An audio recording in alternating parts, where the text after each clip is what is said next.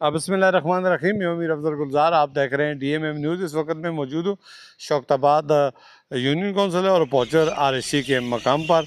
और आज हमें अपनी ज़राए से इत्तला मिली थी कि इतनी बड़ी बिल्डिंग और इतना बड़ा हलाके के लिए, तिबी सहूलियात के लिए ये बिल्डिंग बनाई गई थी। एरा के ज़ेर एहतमाम करोड़ों रुपए की लागत से ये डबल इमारत बन तो गई है, लेकिन इसके अंदर जो स्टाफ है, जो अमला है, जो मशीनरी है, वो नाकाफ़ी है।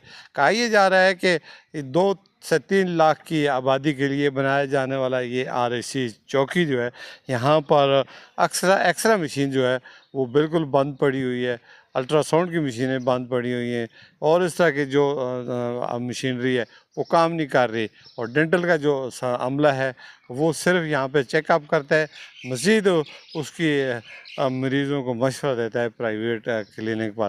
तो गरीब लोग अक्सर यहाँ पे ज़्यादातर माएँ बहनें जो आती हैं डिलीवरी के केस में, वो ज़चगी के दौरान फौत हो जाती हैं।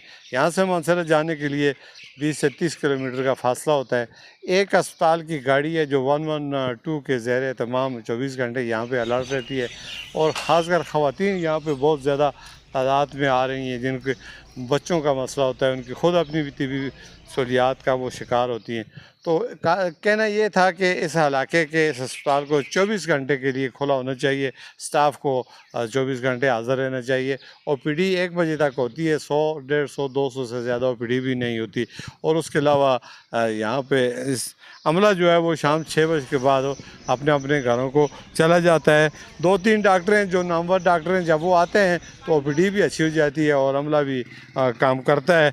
तो इसलिए सूबाई हुकूमत से ये लोग मुतालबा करते हैं कि RSC चौकी को जो है वो 24 घंटे इसको रन किया जाए, ताकि आवाम को तिबी सहूलियात फराहम कर सके।